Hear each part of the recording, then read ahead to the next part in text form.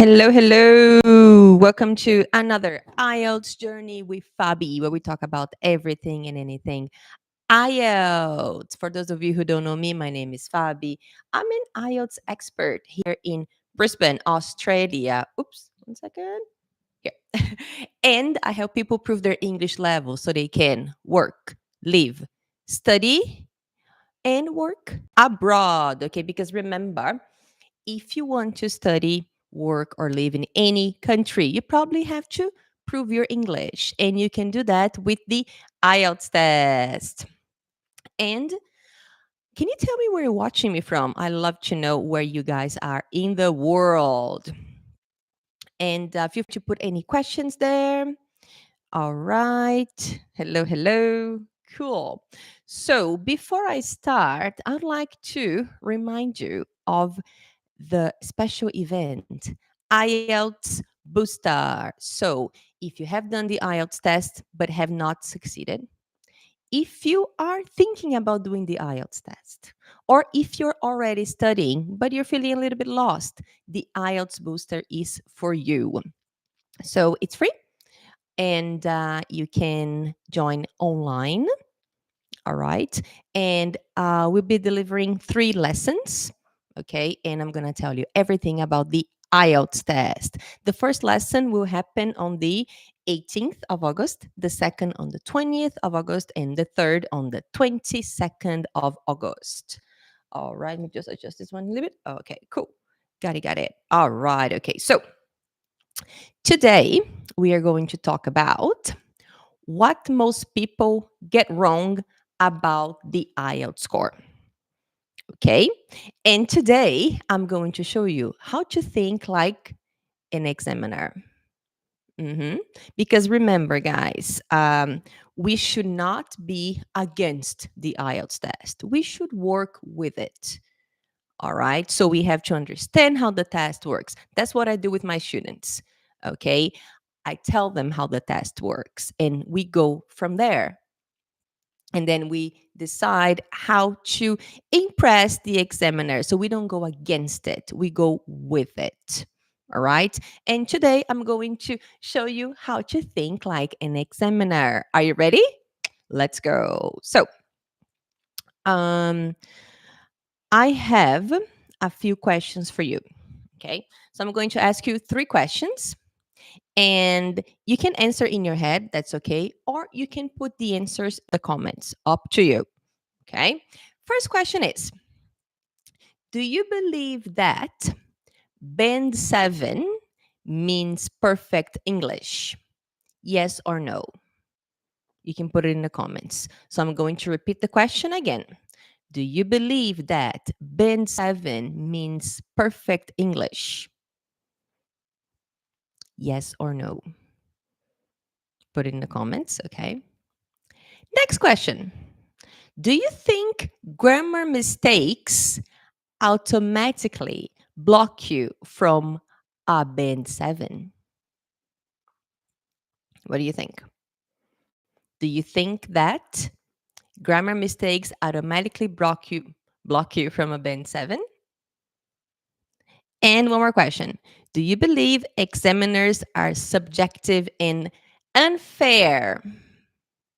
So do you believe examiners are subjective and unfair? What do you think? So you probably might have answered yes to some of these questions. So do you believe that a 7 means perfect English? Lots of people think that, but it's not true. And I will show you today. Or do you think that grammar mistakes automatically block you from a band 7? No, they don't. And do you believe examiners are subjective or unfair? Some people think that. Lots of people think that. Lots of people say that the IELTS test just wants your money, which is not true, guys. They want you to pass. Believe me, okay? They do want you to pass. I know lots of examiners, and they get really upset when you don't pass, okay? Because they are there to help you, okay? All right, guys. So let me show you something here. I'm going to share my screen. okay, here on YouTube. If you're watching me on Instagram, if you could head to YouTube. So if you go to Fabi English on YouTube, because I'll be sharing my screen here. Okay, let me just me one moment and I will explain it to you. It's here. Yeah, perfect. Cool. All right. Um, do you know how the examiner will check your speaking? Okay, so the examiners, they are trained in a specific way to check your speaking. All right. So they have specific things that they have to look for. And guess what? The things that the examiners are looking for are public. You can find them online. It's actually very easy to find. It's right here. I'm showing it to you right now. So if you're thinking about looking it up yourself, just go to Google and write IELTS speaking test band descriptors, which would be this here. Let me show you this band descriptors. So if you just type that online, you will get this document. And this document was updated 2 years ago. So this is the most recent one. Okay. So this is how the examiner is going to check your score. Okay. So today, let's focus a little bit on grammar, okay? Because we're talking about perfect English. So let's focus a little bit on grammar today. So, grammar range and accuracy. So, that's something that the examiner will look for in your speaking, okay? We're going to talk about writing later. Let's just talk about speaking now. And if you have a look here, let's check the 6 first. So, the examiner expects you to produce a mix of complex sentences. So, that's very important. That's high level grammar. Okay. And a variety of structures, grammar structures. Okay. And check this out. Though errors frequently occur, they rarely impede communication. So, to get a 6, you can make mistakes as long as your grammar mistakes don't impede communication. What does that mean? As long as you make a mistake and the examiner can still understand you. So it's okay to make mistakes. To get a 6, right? This is a 6. But now let's think about 7. Range of structure, flexibility used, okay? And error free sentences are frequent. Error free, meaning to get a 7, the examiner would like to hear from you, okay, sentences that don't have a lot of mistakes. But listen to this, both simple and complex sentences are used effectively despite some errors, meaning, yes, you can make some mistakes. And listen to this, a few basic errors persist. So, yes, you can make mistakes. You don't have to be perfect to get a 7 in speaking. Okay? If you want an 8 or 9, maybe you have to be nearly perfect. But most people, they need a 7. There are, if you want to be a teacher in Australia, for example, you need an 8. Okay? So then you'd have, okay, 7 is enough most of the time. So, yes, you can make some mistakes, guys. It's okay. Not too many, as you can see, some. So, let's focus here on some. Some errors, but not too many. Okay, that's for speaking. Let's have a look at writing. Oops. Okay. So, lots of people are struggling with the 7 in writing, huh? I have so many students who came to me after doing the test 10 times, couldn't get the 7, and I helped them get the 7. Why? Because we focused on grammar. Lots of people who can't get the 7 in writing is because they're making a lot of grammar mistakes. So again, Fabi, can I make mistakes? Yes, you can, but not too many. Okay, guys, not too many mistakes. Mistakes are fine, but not too many. All right, so let's have a look here. So to get a 6, let's focus where they talk about mistakes and errors, okay? Okay, so examples of more complex structures are not marked. Here. Errors in grammar and punctuation occur, but rarely impede communication. Similar to the speaking one. Okay, so when we're talking about, this is task 2, okay, guys? We're talking about here, task 2, okay? So in this case here, errors in grammar and punctuation occur, but rarely impede communication. So once again, you can make mistakes, but if the examiner can still understand you, it's not a serious mistake. Okay, and you will get a 6. Let's check 7 now. Grammar and okay. Here. Grammar and punctuation are generally well controlled, generally, meaning it's not perfect, and error free sentences are frequent, meaning you are not making a lot of mistakes. However, a few errors in grammar may persist, but do not impede communication. So, can you see that if you have a lot of mistakes, you get a 6. Fewer mistakes, you get a 7. But yes, you can make mistakes. It doesn't have to be perfect. If you want an 8 or a 9, yes, you have to be near perfect. But if you want a 7, you can make some mistakes. That is okay. Okay, so I'm here to tell you that it's okay. Of course, we have to avoid as much as we can. And again, there is a big difference between making a mistake because so if you're trying to use what they say here, let me change the color a little bit, complex sentences. If you're trying to use complex sentences and you make a mistake, maybe you're 6.5.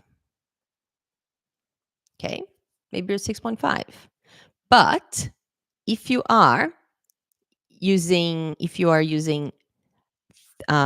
sentences that are not very complex, I mean simple sentences, and you make a mistake, that's a big problem.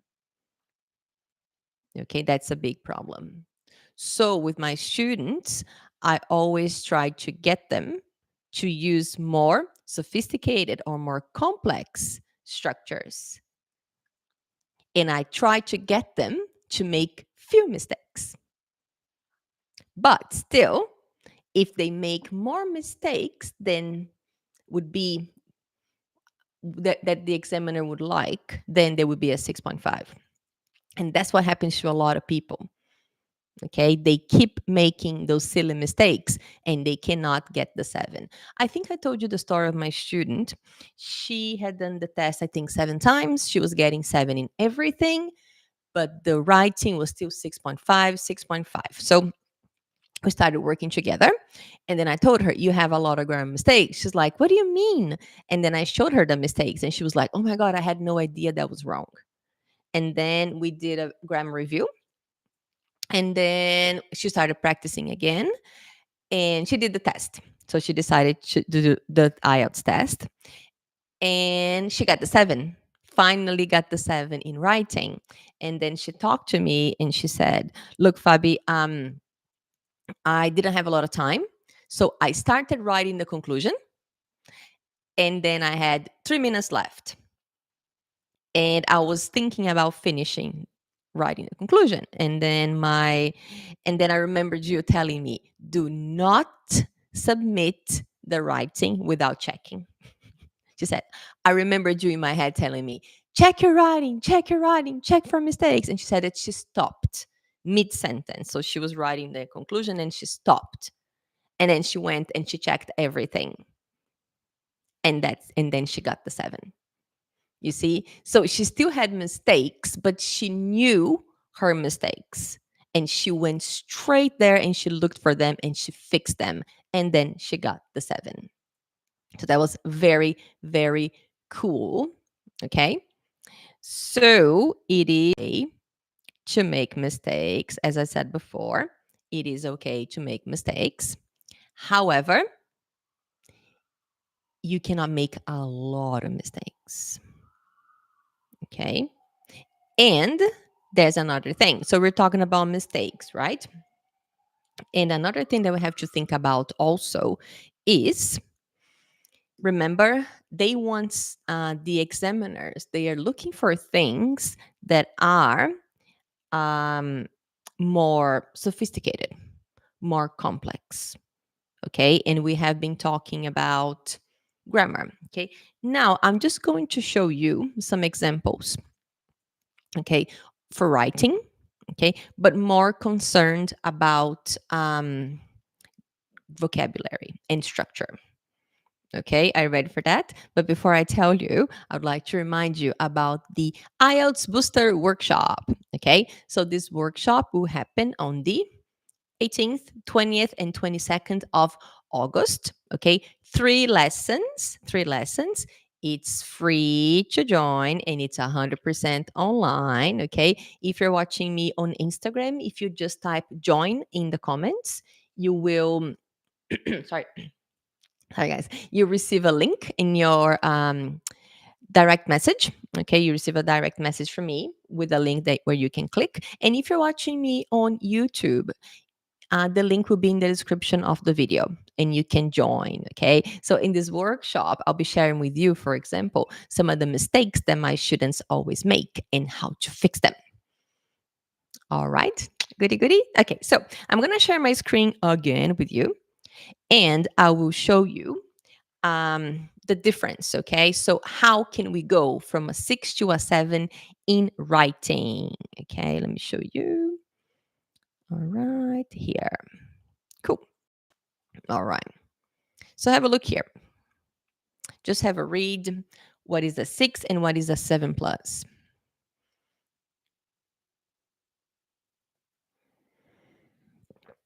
Okay, so we have 6. Nowadays people use the internet more than before. This has good and bad effects on society. 7 plus. The increasing reliance on digital platforms has reshaped social interactions, offering both connectivity and isolation. Okay, so if when I look at this, I think about the introduction. Okay, so I think about introduction, and the topic is clearly technology, which is a very common topic on the IELTS test. It's a common topic in the speaking part, reading part, and also writing part. Okay, so if you have a look at it, it's similar information, right? Very similar information. But what is the difference? The words you're using, the structure. And basically, that's what I do with my students in my course, IELTS with Fabi. That's what I do with them every day, every week, every time they do a writing. Okay, my job is to tell them the score they would get if they were to do that on the day of the test. And then guess what? I help them improve because most of my students, they need a 7 or more. Okay, they need a 7 or more. So that's what I do with them. Okay, so I'm gonna do it with you here just so you can see how it works. Okay, guys, so here we have, oops, here we have, nowadays people use the internet more than before. Full stop. This has good and bad effects on society. Just looking at this, guys, what do you think? It's something that is easy to improve here or something that is not very positive here? The full stop. Why isn't the full stop a good idea here? Because if I have the full stop here, I'm going to start a new sentence. And when I start a new sentence, what happens? I have 2 simple sentences. And remember what we just saw recently here? To get a 7, they want to see complex sentences. And if I have something like, this has good and bad effects, this is very simple. So that's why this is a 6. Okay, so an easy fix here is, instead of having the full stop, we can connect the sentences. And when we connect the sentences, what are we using? We are using cohesive devices. Okay, and when we use cohesive devices, we improve coherence. And guess what? There is a whole section here where they talk about coherence and cohesion and using cohesive devices.